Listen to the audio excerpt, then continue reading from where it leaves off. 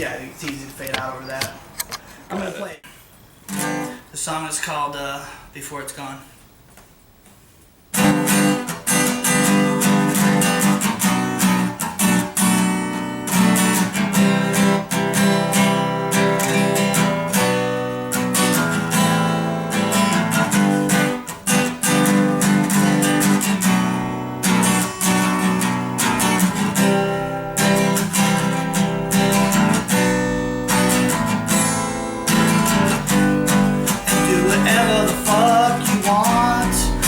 I'm pretending not to care.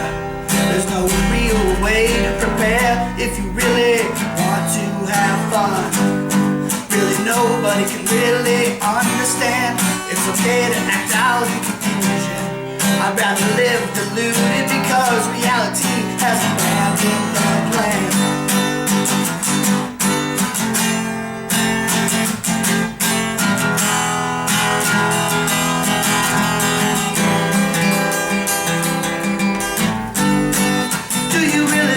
Into this because it's not as cool as it seems. Really this exists only to insist that there's a scheme, a rotten scheme. And if there's one place that I'd rather be, it'd be around you, away from me. I've been done for so long, but I gotta see you before it's gone. Before it's gone.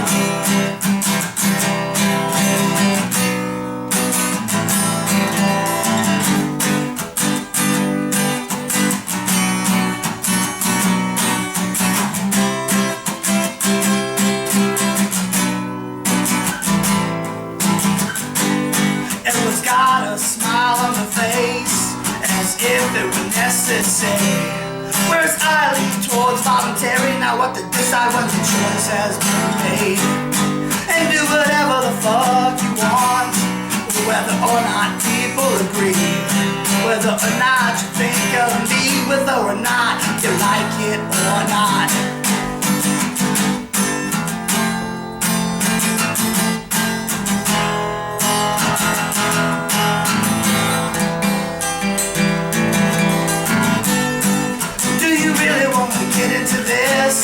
Because it's not as cool as it seems. Really this exists only to insist that there's a scheme, a rotten scheme. And if there's one place I'd rather be, it'd be around you, away from me. I've been done for so long, but I gotta see you before it's gone. Before it's gone. Before it's gone. Before it's gone. Before it's gone. Before it's gone. Before it's gone. Before it's gone. Before it's gone. Yeah. Chip Sanders. Hell yeah. Brother man. How you doing, Dave? Good. How are you, buddy? I'm doing good. Things are good. Here. That song was awesome. Thank you. Hell yeah. What was that? So it's called... It's called Before It's Gone. Before It's Gone. And that's kind of like a song I've had for some years now. Mm-hmm. And I'm just waiting to whip it out here in the fort. Hell yeah. Yeah, Jim brought 40 days and 40 nights. I saw that we got just some mascots. Some memorial to this great project. Thank you, man. Yeah. So, is that song about a lady? It is. It has to do with a lady. That's where it spawned from. Okay.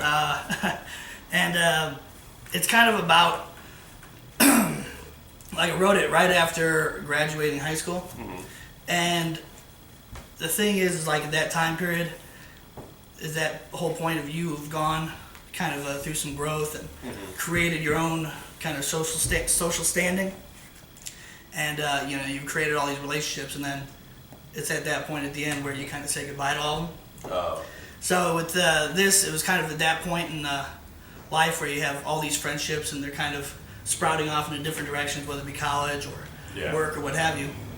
And with this girl, it happened to be her going to school, and I knew I wouldn't be going to school. And just kind of this thing of like, it's like remembering the good times, but also embracing that life has to move on. Yeah. So that's before it's gone. Cool. Well, how many songs would you say are about like heartbreak? Heartbreak? Girls? Oh man, that I've written or just in general? Yeah, That make the world go round. Just all the songs that I've ever been written. Yeah, like, is that a common subject, do you think, for you for writing? Or? It's not so much. No. When I first started, I think that was the primary. Right. I think maybe a lot of young songwriters, and really, it's kind of like the first inspiration. At least if you start young, I don't know if I could speak for everybody, but for me, yeah, I was like, oh man, I'm not good with girls, and how do I express this anxious irritation I have with myself? And Yeah. then you get like, a serious relationship finally, or, some relationship. In my case, it was a serious relationship. Then that spawns tons of songs, starting off with the beautiful, like, this is excellent, to, this is awful, why is this happening, to the, you fucking bitch type of shit. No. Is that's the whole point, is it runs the gamut. And I think so many experiences. So yeah, I'd probably say, this is a weird one, a quarter, maybe a little more than a quarter of my songs are having to do with that subject.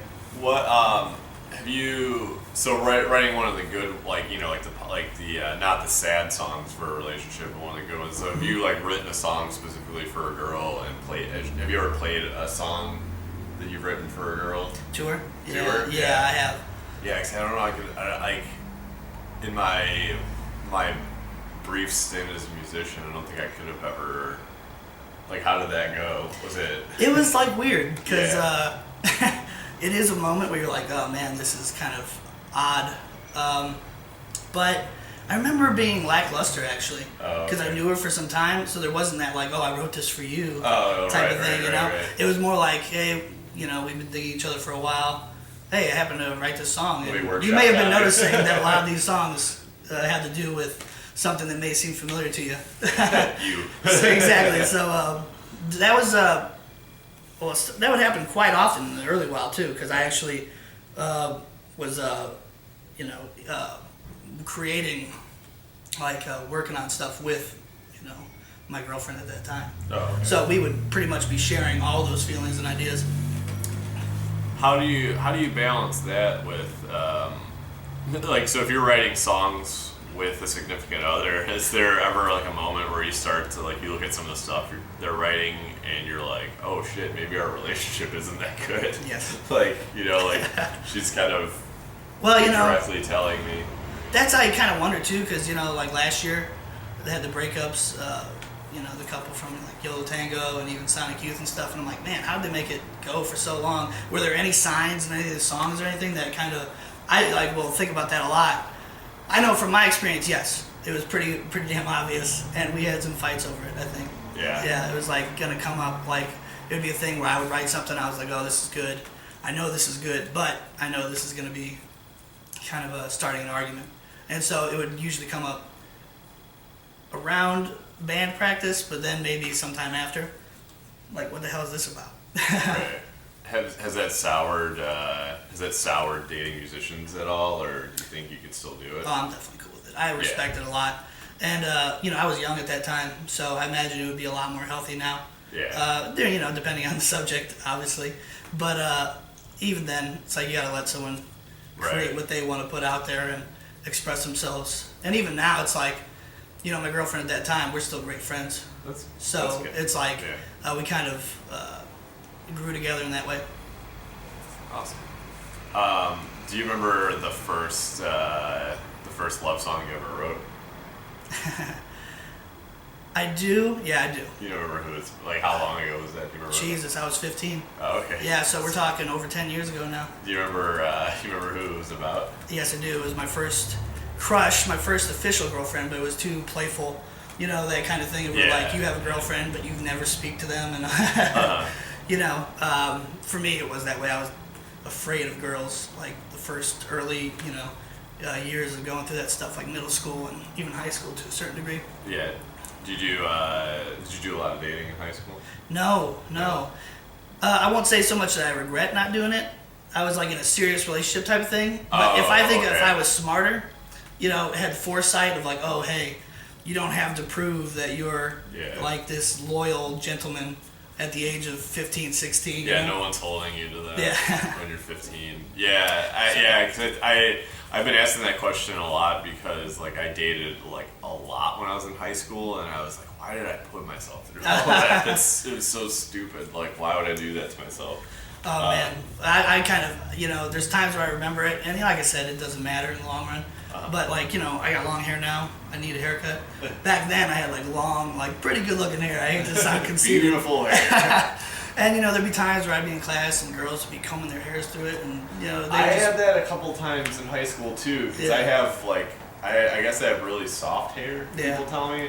So I used to get that too, and I'd be like, oh, this is weird, but please don't stop. You're human. It's touching me. And I had a girlfriend at that time too, so it would make it like, oh, I can't enjoy this, but I enjoyed the hell out of it. Like, they were really good-looking girls too. Girls know what they're doing. Oh my God! When they pet your hair. If I was smarter, I definitely would have gone through this train at that time. Sorry if anyone gives a shit about this, but no hurt feelings. It's all in the past. But ladies, you're real good at petting hair. Yeah, ladies. When we do it, it's real creepy. It's like, I'm gonna put you in a well. Yeah.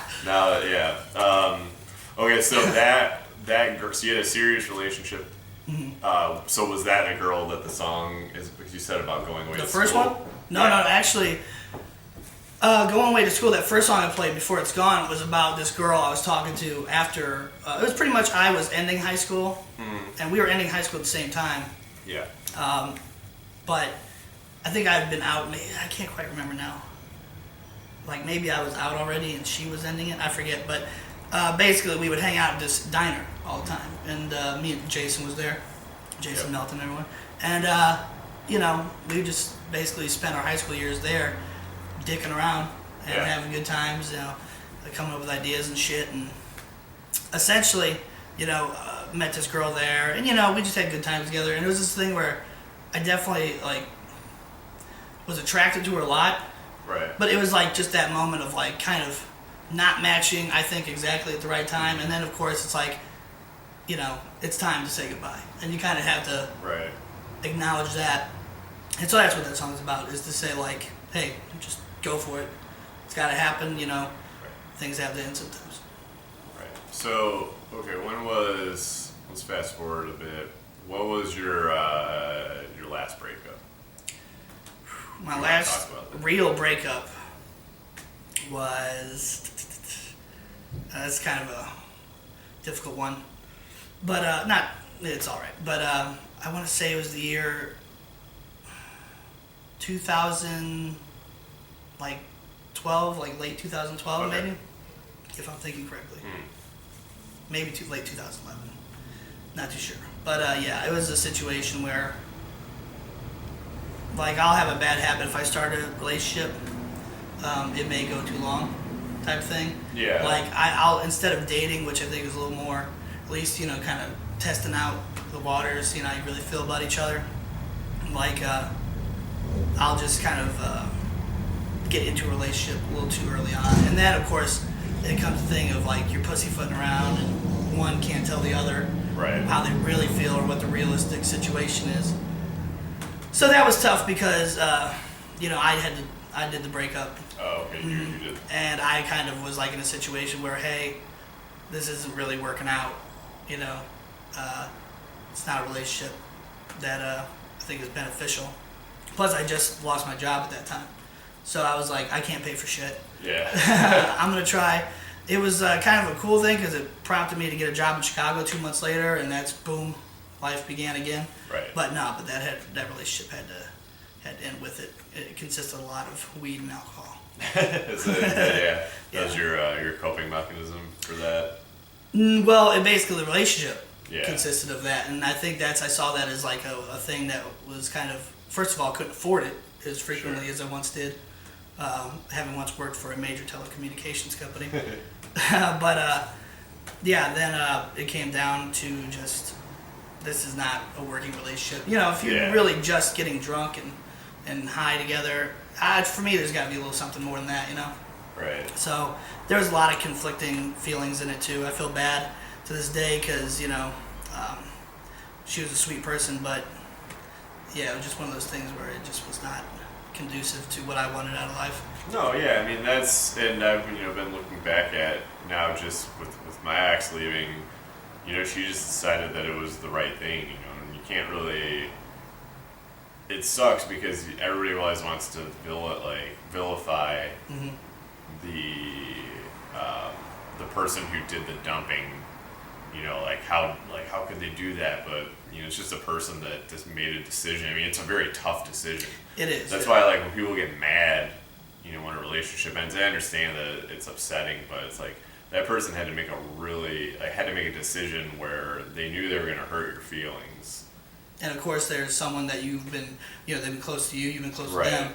They're thinking, geez, I know what it's going to be like exactly. Yeah. And you prepare.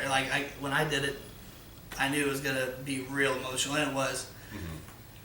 So, and that's the whole thing where it's just, you can't really, you have to look at it realistically, depending on the relationship, of course. Right. Sometimes relationships are not healthy, but, there's times where, that will come in life and you kind of accept it. Yeah, I mean, it's just, it takes a lot to realize that to admit something's not working, especially when you put so much time into a relationship. Sometimes, because I think the reason why people get stuck in relationships that they don't want to be in is because they feel like I've invested all this time in it, that, I don't want to, I don't want to end it, we've spent all this time together. But, I mean, it's just one of those things that it's like one of those necessary things that has to happen for anyone to keep their mental health about them. Absolutely. I've seen horrible relationships get, go way too far. So yeah, I mean, it's a shitty thing to have to do, but. Well, and that's like a thing too of I hate to go back to the high school relationship, but that was probably my most serious one. But I was at first in my mind I'm gonna keep this relationship going. I'm gonna make it work. Yeah. And all that did was create bitter feelings, and we went through this period, me and her, of when it was just really, I think we were just trying to get at each other and really just petty shit even after the relationship had ended.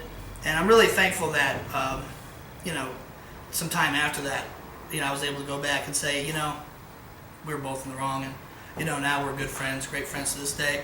But if you hold on to that too long, you're getting angry at yourself, which if you can't process that, you're gonna throw that at the other person, possibly people around you. Right. And you just have to kind of put it all on the line sometimes and be honest.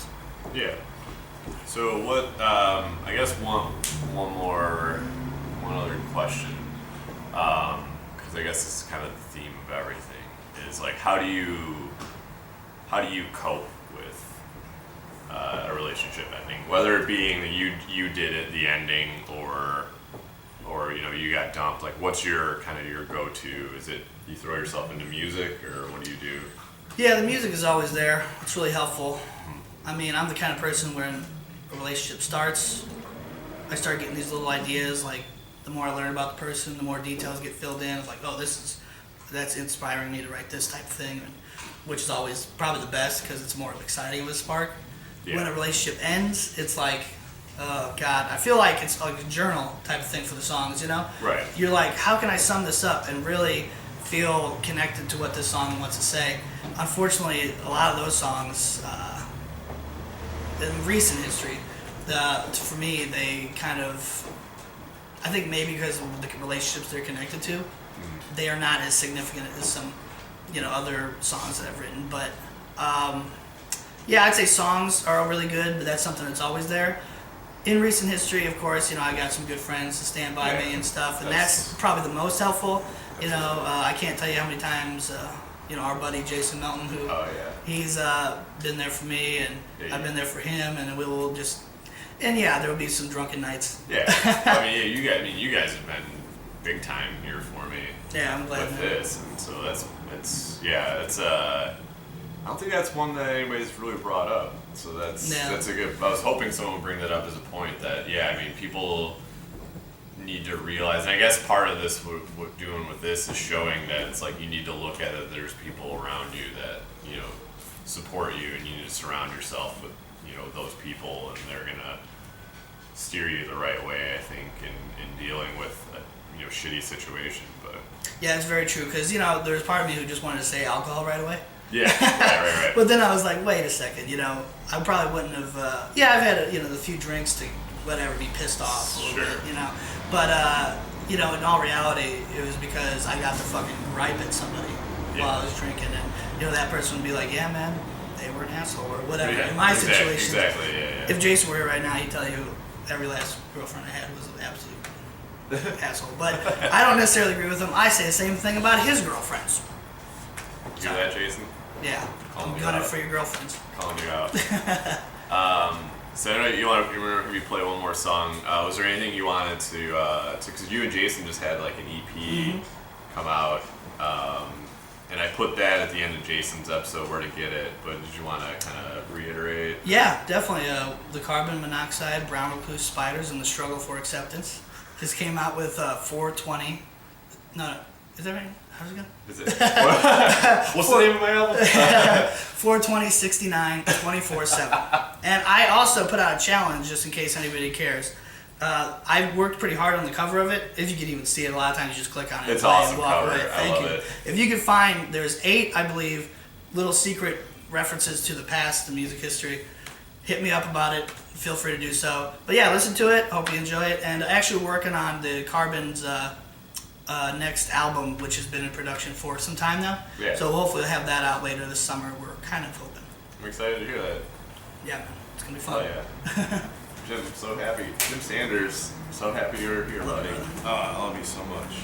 All right. So you want to play one more? This song here, it's called, it's the moral of the story. Beautiful, melancholy. It's called Care, Don't Cut Fresh.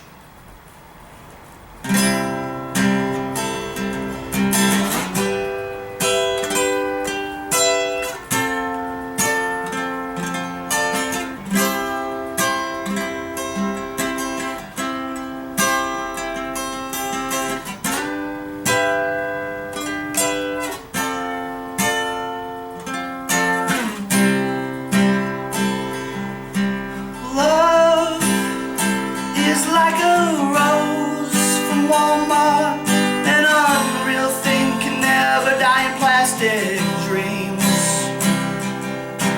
Chemicals in my brain keep me swimming, but I don't want to drown trying to keep upstream.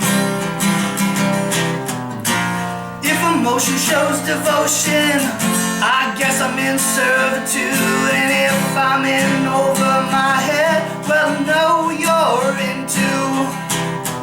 And if naysayers exist to deny the insides of me and you, that makes everything I'm saying just that much more true.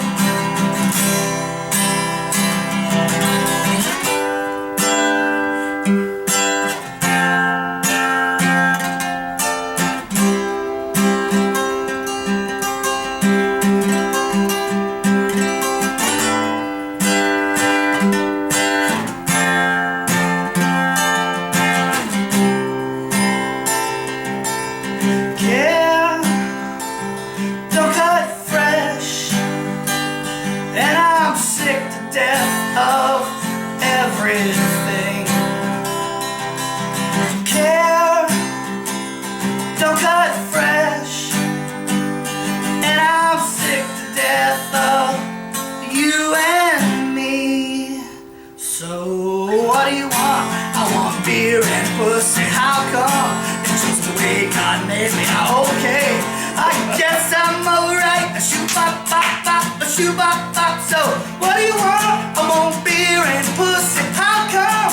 It's just the way God made me. So am I alright? Yeah, I guess I'm okay. Shoe bop bop bop, shang a lang a lang. Yeah, what do I want? I want beer and pussy. Dave, how come? It's just the way God made me. So what? I guess I'm okay. Shoe bop bop bop. Give me one more time, look. What do I want beer and pussy. How come? It's just the way God made me. So I'm alright, yeah. I guess I'm okay. Shoo bop bop bop. Shang a lang a lang a lang a lang. Oh, buddy. Oh, that's so awesome. Can't be completely completely somber in these little webtoons.